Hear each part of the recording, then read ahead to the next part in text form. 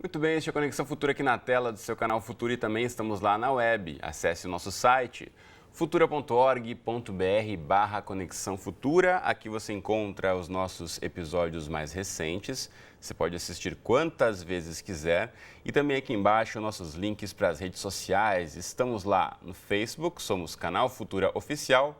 Ou ainda no Twitter, você nos encontra como @Canal Futura.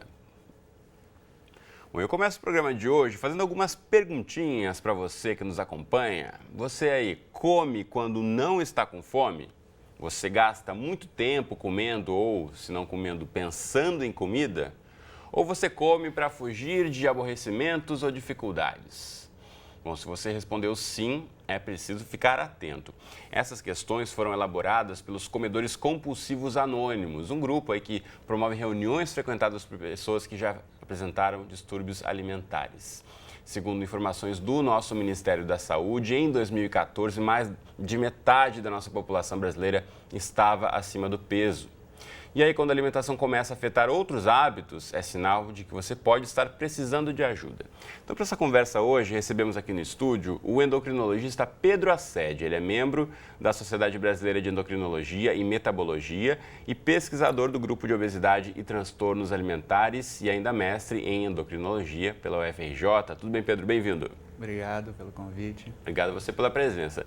Também conosco, aqui ao meu lado, está a psicanalista Sônia Bromberger. Ela é membro da Sociedade Brasileira de Psicanálise do Rio de Janeiro e do Instituto de Psicossomática de Paris, no núcleo aqui do Rio de Janeiro. Bem-vinda. Tudo bem com você? Obrigada, tudo bem. Obrigada pelo convite. Valeu pela presença. E você em casa, como sempre, também é nosso convidado, então fique ligado aí ao longo dos próximos 25 minutos. E já começo perguntando ao Pedro, que deve receber muita gente lá no grupo de estudos procurando ajuda para perder peso, né? E infelizmente a gente tem acompanhado aqui, como já mencionei, na última década cresceu muito o número de brasileiros que estão acima do peso. O que explica isso, Pedro? Com certeza, sim, a gente tem visto que o número de obesos no nosso país cresceu absurdamente e as perspectivas não são boas. A gente provavelmente em 2020 deveremos ser o país com o maior número de obesos no mundo. Passando dos Estados Unidos, que historicamente tem uma população bem acima do peso, né? Exatamente. E dentre esses pacientes, a gente tem uma gama muito grande, inclusive os pacientes que têm, como você bem relatou, os pacientes com compulsão alimentar e diversos outros transtornos alimentares. Uhum. A gente já fez alguns programas aqui no Conexão mostrando que, de fato, né, o crescimento da renda no país ajudou a aumentar também o sobrepeso, porque não adianta você ter uma boa renda, comprar mais comida, mas não saber o que comer e de que forma e se alimentar de forma adequada. A gente vai falar um pouquinho mais sobre isso daqui a pouquinho. Mas quero ouvir da Sônia também em relação às questões dos impulsos, né? A gente falava um pouquinho de compulsão, como o Pedro já mencionou. Então não é somente ter a comida de fácil acesso, a pessoa saber que pode comer, mas quantidade, isso tem muito a ver com outras questões internas, né? Certamente, muitas questões. É um tema complexo, né? Comida, alimentação desde que o mundo é mundo, né? É aquilo que une as pessoas, é usado para celebrar, para festejar, uma coisa boa, né? E é importante distinguir gula de fome, de apetite, né? Porque comer é necessário à vida, né? A gente precisa comer para sobreviver. Assim, o apetite, né? Ter um apetite não só por comida, pela vida, por coisas, por dançar, por, enfim, brincar, né? Significa desejo, né? E a gente na psicanálise lida com desejo, né?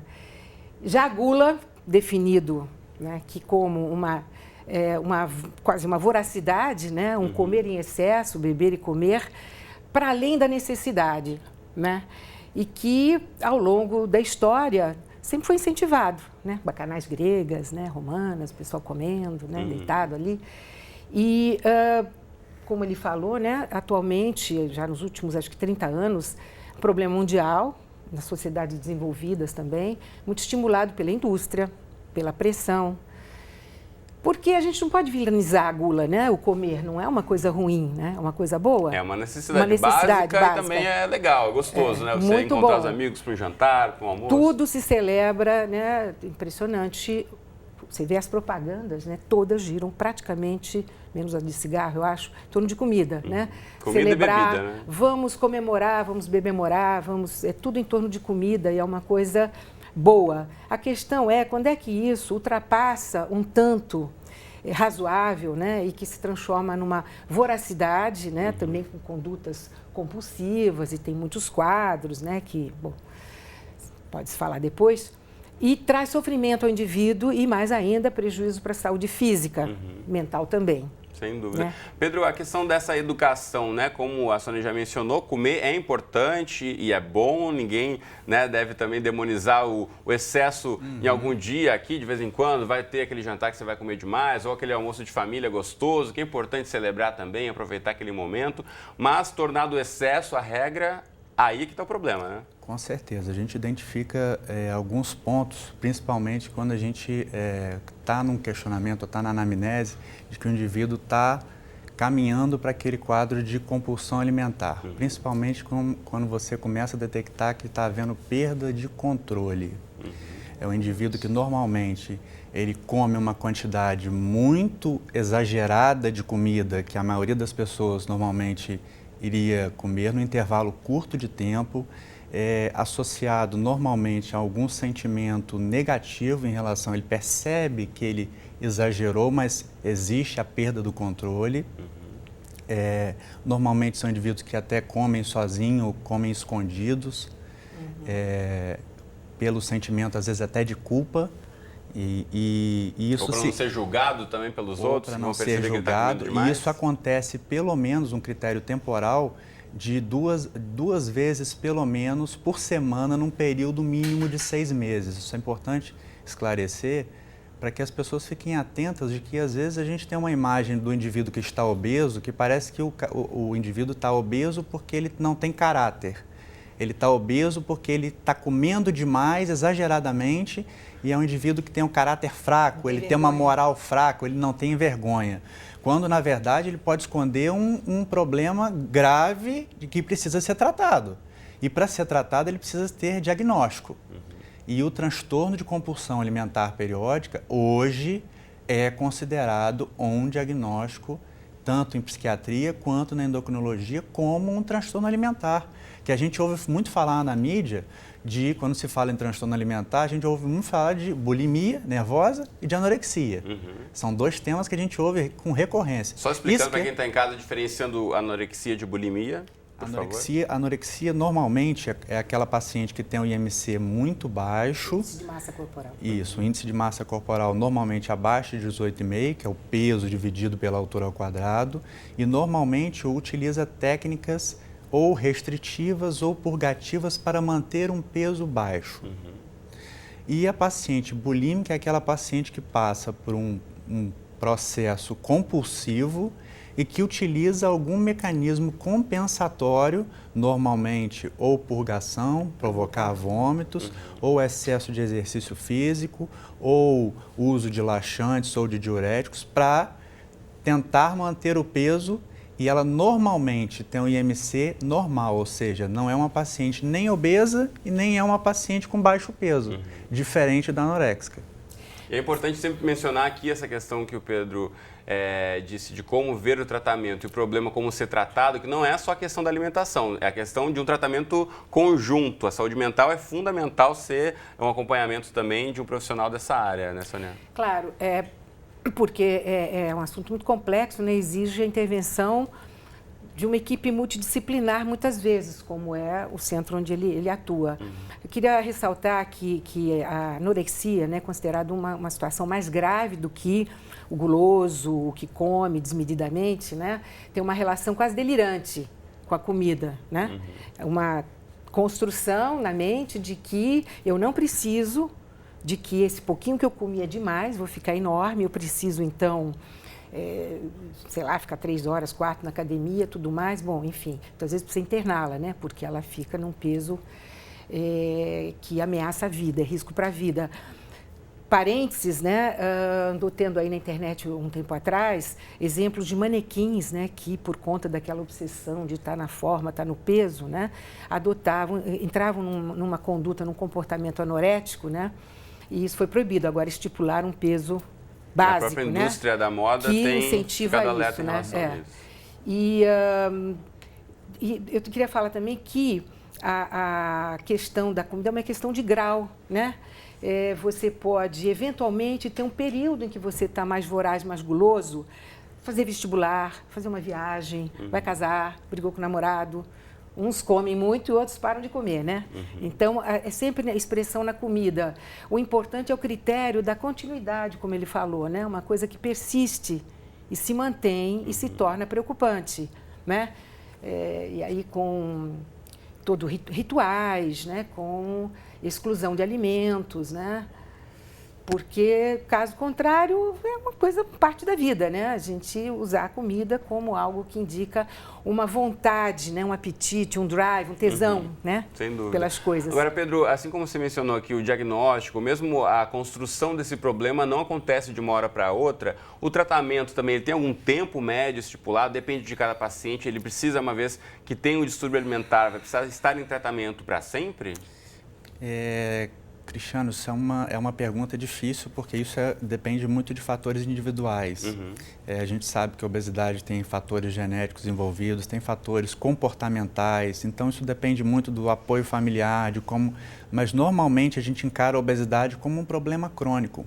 E a obesidade, ela recebe uma carga de preconceito muito grande. Então, a gente enfrenta um problema grave com um preconceito forte, porque as pessoas acham, eu tenho pressão alta, eu posso tomar remédio para a vida inteira. Eu tenho diabetes, eu posso tomar remédio para a vida inteira. Mas eu tenho obesidade, eu não posso tomar o remédio para a vida inteira, eu tenho que ter um tempo que eu quero parar o remédio. Por quê? É uma doença crônica como outra qualquer, assim como são os pacientes que têm transtorno alimentar. Merecem acompanhamento multidisciplinar por longo tempo. Não fica pensando que eu vou chegar em 6 meses, vão me prometer a cura. Não vão te prometer cura nenhuma.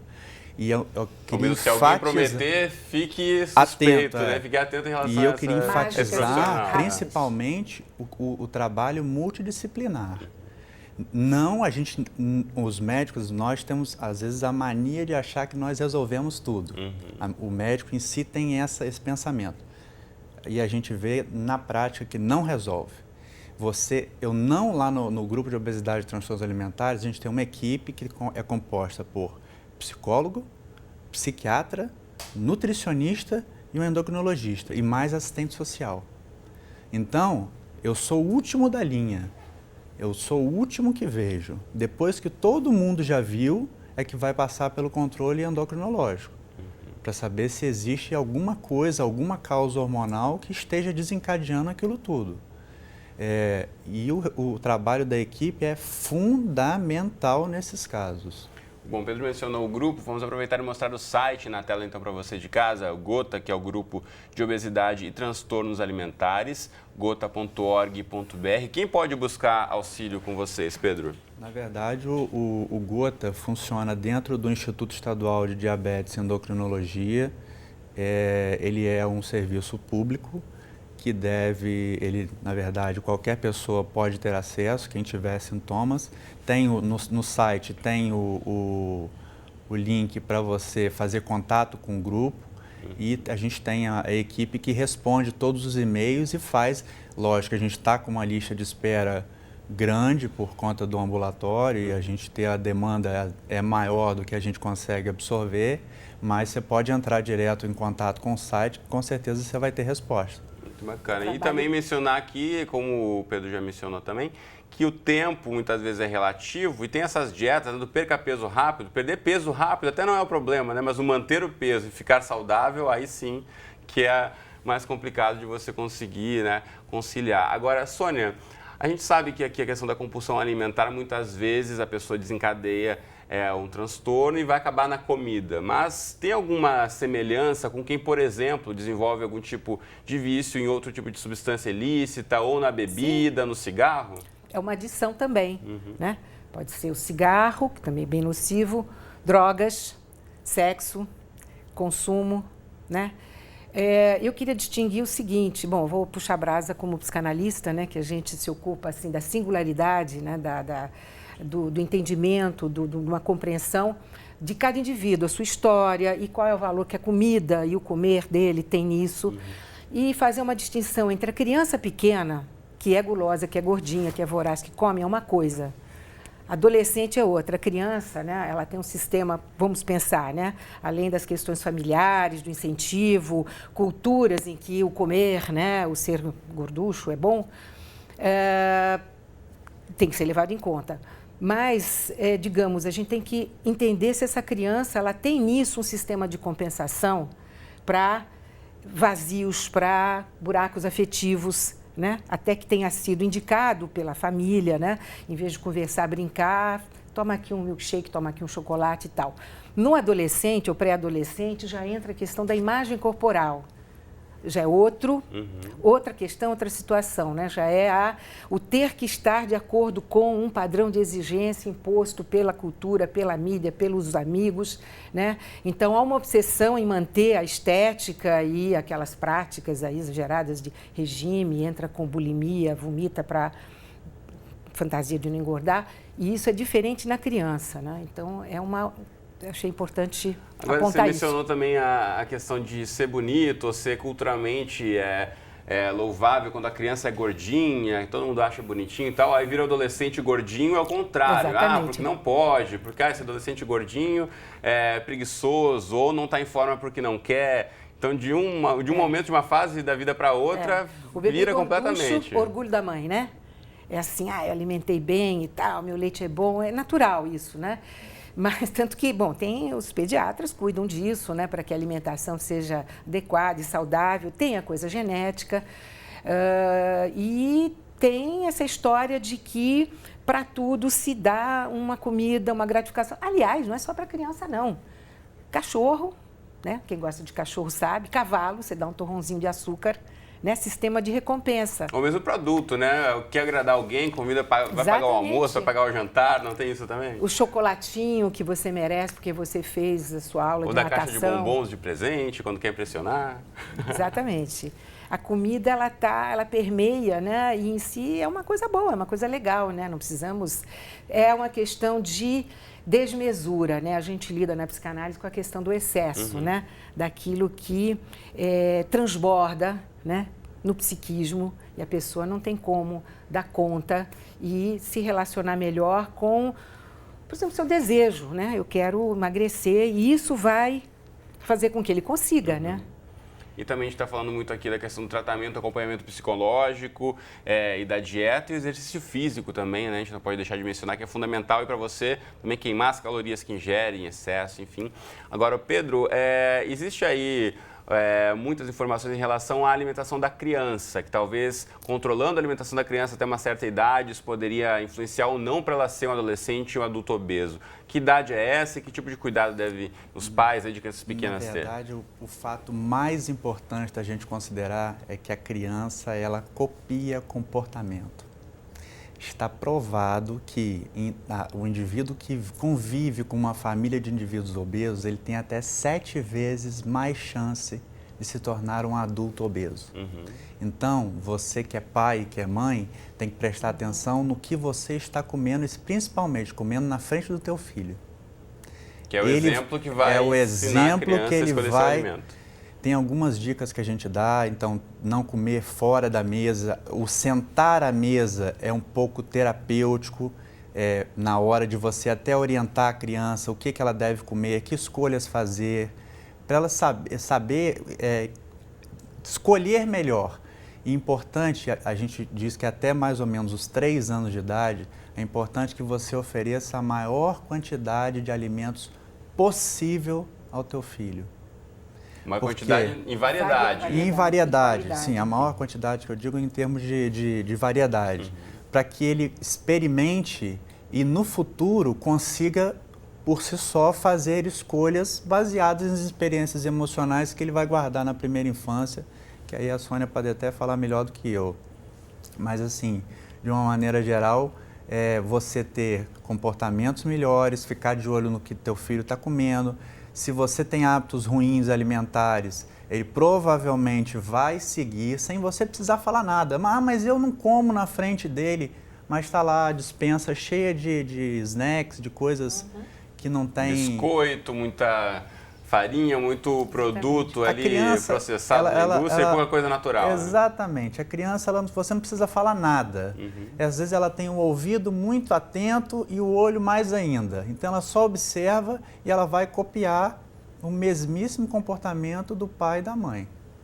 Agora, Pedro, em relação à questão dos excessos com a criança, e aí que depois eu vi um complemento da Sônia, porque muitas vezes o pai, ou a mãe, o avô, a avó não consegue dizer não para a criança quer mais um chocolate, quer mais um doce, a criança pede, ou quer mais um refrigerante, acaba dando para não dizer não, para não magoar a criança, para não negar comida à criança como se fosse um grande pecado, como se fosse algo muito condenável. Na verdade, você dizer não pode ter mais benefícios do que deixar a criança comer e beber o que quiser, né? Principalmente na questão alimentar. A criança precisa de limite. Precisa de limite. Você precisa educar desde cedo o teu filho e tem que dizer o não a hora que ele tem que comer. Porque se ele aprende que ele pode comer tudo errado a hora que ele quiser, ele vai crescer comendo tudo errado a hora que ele quiser. Ele vai chegar, achar normal, levantar às 3 da manhã, ir lá e jantar. Ou ele vai achar normal ele chegar, sei lá, depois de algum trabalho, um dia mais estressante e devorar 1, 2 barras de chocolate. Por quê? Porque ele fazia isso quando era criança, então ele acha normal, depois de uma certa idade, continuando aquele mesmo comportamento que ele tinha em casa quando era criança. Sônia, queria que você complementasse em relação a isso. A importância de dizer não para a criança também, né? Sim, Não, sim. Não, quer dizer, sim, depende, tudo depende. Olhando assim no microcosmos, né, da família, o que acontece lá? Qual é o sistema afetivo de recompensas? Me lembrei agora, por exemplo, na França é tida como uma população de pessoas, as mulheres invejadas, né, magras, com toda a manteiga e tudo mais, né? Comem muito queijo, bebem muito vinho, porém, muita manteiga. O que foi descoberto, uma pesquisa, né, é que a reunião da família, conversando, as refeições, né? Eles tiram um tempo, mesmo quem mora nos grandes centros, para sentar, para conversar, para trocar. Coisa eliminada quase que, né, integralmente nos tempos modernos de correria, né? Então, em que medida a comida para a criança fica sendo apresentada pela família como um substituto de uma presença, de uma atenção, de uma coisa lúdica, de uma brincadeira, desviar aquela insistência, eu quero, o 4º, 5º picolé. Claro que tem que dizer não, uma coisa de bom senso, né? Se para o adulto já é muito, imagina para a criança. Para uma criança, mas tem que ver assim, se essa criança não está se valendo disso, né, para se suprir ou compensar coisas que faltam, né? Então ela vai formar, vai inscrever psiquicamente nela um sistema em que quando ela for mais velha ou adulta, vai funcionar feito... Não tem mais radiador nos carros, né? Parece que não existe mais esse negócio, na minha época tinha, em que você põe água, roda, meia hora depois está vazio, ou seja, tem um racho. Ou seja, a criança, o adulto, né? Ele põe para dentro e não foi suficiente, porque não é a comida que falta, né? É algo de outra ordem. É alguma outra coisa que ele tenta compensar com o excesso de comida. Com psicanalista, com psicólogo, com psicoterapeuta, mesmo nas terapias de modificação, nas comportamentais, né, se visa. Sem dúvida. Bom, a gente quer aqui provocar uma reflexão em você que está em casa, então o bate-papo, infelizmente, acaba por aqui por conta do tempo, mas leve adiante essa discussão aí na sua roda de amigos, no seu jantar com a família, no almoço do fim de semana, né, para tentar aí incentivar hábitos mais saudáveis entre todos. Deixa eu mostrar na internet também fontes de informação para você buscar ajuda, caso queira aqui acessar, por exemplo, o site da Sociedade Brasileira de Psicanálise do Rio de Janeiro, que é sbprj.org.br. Aí tá .com, mas é .org, de organização, sbprj.org.br. E a sociedade tem uma clínica de cunho social para atendimento da população de menor renda, e são os profissionais, psicanalistas de lá que atendem, né? Muito em bacana. análise Então, essa quem população. Quem está em casa, estiver aqui no Rio, pode buscar ajuda. Se não estiver no Rio, pode até entrar em contato com a sociedade para uma indicação aí no estado, onde você estiver. Outro site que eu mostro para você é de uma organização que funciona aí com base nos moldes de Alcoólicos Anônimos, mais voltado para a questão de compulsão alimentar, que são os comedores compulsivos. .org.br, tá aí para você também, você pode ter informações, encontros, eventos no Brasil, aí em várias regiões do país. O importante é buscar ajuda. E mostro novamente para você o site GOTA, que é o Grupo de Obesidade e Transtornos Alimentares, representado aqui no estúdio pelo Pedro. Bom, nosso tempo já está estourado. Obrigado aos dois pela presença e pelas provocações aqui para a gente refletir. Muito obrigado. Obrigada a você. Muito obrigado, Boa tarde. Valeu. Você de casa, obrigado pela companhia de sempre. Te espero aqui na tela do Futura de segunda a sexta ou qualquer hora do dia e da noite lá na internet no nosso site que está aqui embaixo para você. Um abraço e até a próxima.